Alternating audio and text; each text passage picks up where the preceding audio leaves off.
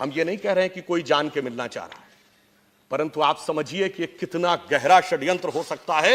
ये 3 साल पहले से यह बात चल रही थी और हम उस चीज से अनजान नजर आते हैं।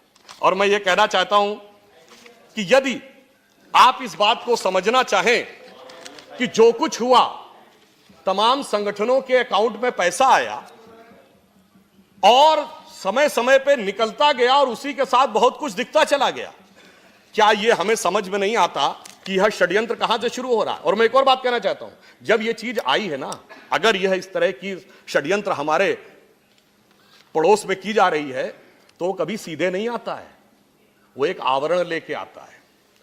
रावण कभी सीधे सीता हरण करने नहीं आया था, साधु का वेश बना के आया था। और इस बार एक नया आवरण दिखाई पड़ा, आजादी, हमको चाहिए आजादी। साहब अध्यक्ष जी, मैं बचपन से लेके किशोरावस्था, वहां से युवावस्था पार कर गया, हमें तो यही पता था आजादी कांग्रेस ने दिलाई, किताबों में पढ़ा, गांधी बाबा ने दिलाई, नेहरू जी ने आजादी का संघर्ष किया। और अब कांग्रेस के नेताओं के ऐसे वीडियो आते हैं कि दूध में हुए बच्चों के सामने आजादी। अरे कौन सी आजादी? तो क्या वो स्वीकार करते हैं कि आजादी नहीं मिली? आदरणीय मनमोहन सिंह जी ने तो आजादी का वो दौर भी देखा होगा। हमारे तो नेता प्रतिपक्ष जी के नाम में ही आजाद है, फिर भी उनकी पार्टी आजादी की डिमांड कर रही है। और मैं कहना चाहता हूं, इस आजादी बहुत खतरनाक था। पहले इस आजादी में अंदर आए माओवादी, फिर अंदर घुसे नक्सलवादी, फिर इसमें घुसे जिहादी, फिर इसमें आए बगदादी और फिर इसमें आए जल्लादी, मगर नहीं दिखी आजादी।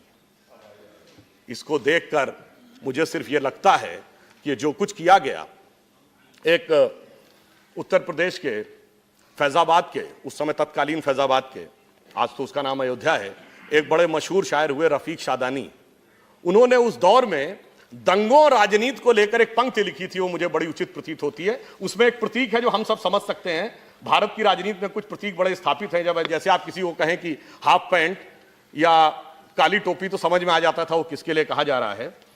तो उन्होंने ये लिखा, न तो नमाजी न तो पुजारी, अवधी भाषा में, न तो नमाजी न तो पुजारी, तुम्हें मदारी तुम्हें शिकारी, जियो बहादुर खद्दरधारी। तो आगे मैं खुद जोड़ देता हूं, सब देखिन तुम्हारी किरदारी, खद्दरदारी मफलरधारी। इसलिए मैं आगे यह कहना चाहता हूं, हमें इस विषय के ऊपर यह भी समझना होगा कि षड्यंत्र कहां कहां से हो रहा है, तो हमें उसके ऊपर उतना अधिक गंभीरता से, सजगता से ध्यान भी रखना होगा।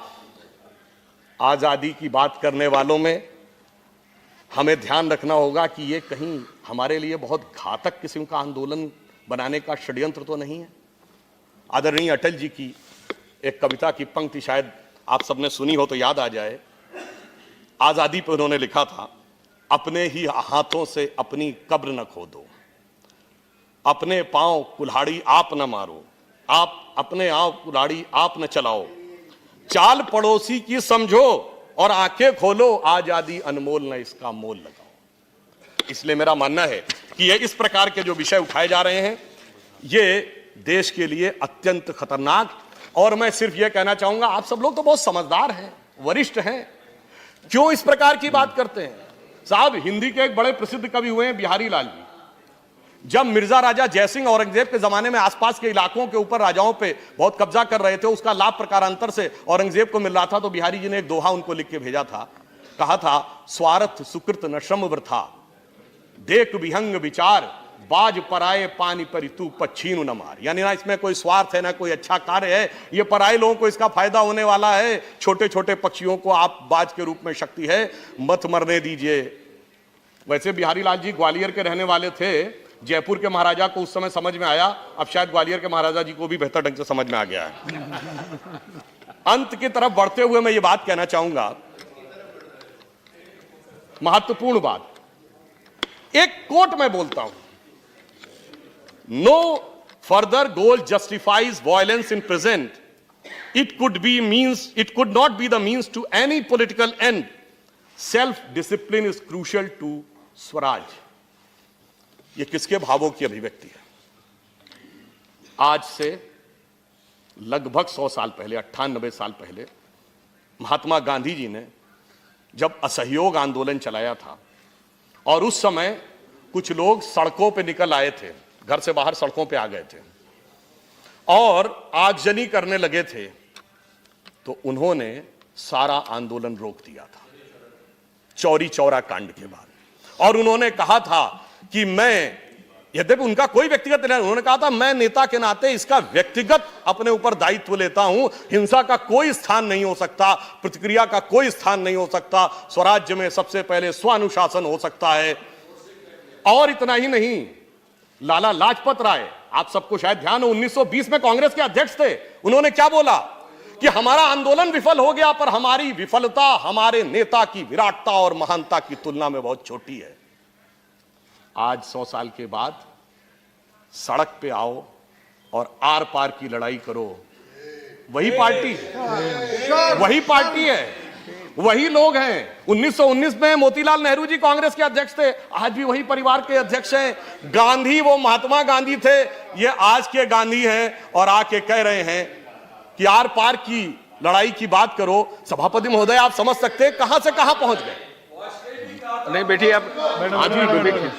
अरे साहब आप बताइए ना, आर पार की बात किसने की थी सड़क पे आके? आर पार की बात 16 अगस्त 1946 को डायरेक्ट एक्शन के लिए हुई थी। इसलिए मैं कहना चाहता हूं, इतनी विराट पार्टी, इतना विराट नेता, इतना वरिष्ठ व्यक्ति, और इसके बावजूद ये आपके लिए विचार करने का विषय है। हम अपने समय के अंदर ही रहेंगे। समय की नहीं कह रहा हूं मैं समाप्त कर रहा हूं। चेयर को एड्रेस करिए, इधर उधर मत देखिए, आप बोलते जाइए। मैं सभापति महोदय, मैं सिर्फ ये कहना चाहता हूं कि गांधी, महात्मा गांधी से आज के गांधी तक आते आते ये कहां से कहां तक पहुंच गए। हाँ, ये बताइए, आर पार की लड़ाई की बात करना गांधीवाद है, गोडसेवाद है? बताइए, मैं आपसे पूछना चाहता हूं। हाँ, अब आइए, अब मैं आपसे एक बात कहता हूं, सुनिए। सुधांशु जी, आप सीधा सभापति महोदय, यदि ये इस विषय पे कहना चाहते हैं तो एक पंक्ति में कहना चाहूंगा। महात्मा गांधी कोई व्यक्ति नहीं थे, कोई हाड़ मास का व्यक्ति नहीं था, वो एक विचार था, एक वैचारिक अधिष्ठान थे, वो राष्ट्रपिता थे।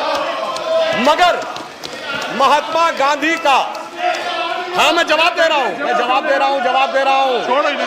जवाब दे रहा हूं आपको। सभापति जी, महात्मा गांधी का, अरे सुनिए, कोई केवल सुधांशु जी का ही रिकॉर्ड में जाने वाला है, दूसरा कोई बोले तो जाएगा नहीं। सारा देश जानता है महात्मा गांधी का राजनीतिक दर्शन था राम राज्य, नित्य का भजन था रघुपति राघव राजा राम, अंतिम शब्द था हे राम, जो आज तक समाधि पे लिखा है। और जिस दिन 2007 में हलफनामा देके कहा गया कि राम थे ही नहीं, गांधी के व्यक्तित्व और आत्मा की हत्या उस दिन हुई।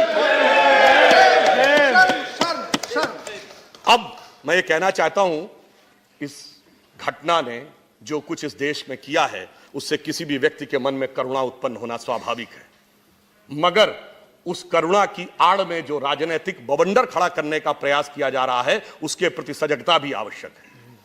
आदरणीय नरेंद्र मोदी जी, जिन्होंने अपने जीवन में उस स्थिति से जाकर क्षण क्षण तरण तरण समर्पित करते हुए राजनीति के जिस मुकाम पे पहुंचे, और पद पर आने के बाद पहले दिन से उन्होंने जिस प्रकार की स्थिति देश में निर्माण करने का प्रयास किया, आज ये सब करके जो दिखाने का प्रयास किया जा रहा हो, तो मुझे लगता है शायद उनके मन से यह बात निकलती होगी कि अपने जीवन का व्रत देकर जिसको हाथों से पाला है, क्या वह केवल अवसाद मलिन झरते आंसू की माला है? वो आंसू की माला हम नहीं आने देंगे लोगों के आंखों में। और अंत में सिर्फ एक वाक्य कहूंगा, यह समझ लीजिए कि प्रधानमंत्री जी के तरफ से या सरकार की तरफ से कह रहा हूं कि तू अगर मेरे साथ नहीं है तो इसमें तेरी खता भी नहीं, क्योंकि हर शख्स मेरा साथ निभा सकता भी नहीं। वैसे तो एक आंसू भी बहा ले जाए मुझे, वैसे तो एक आंसू भी बहा ले जाए मुझे, मगर ऐसे कोई तूफान भी हिला सकता नहीं। धन्यवाद।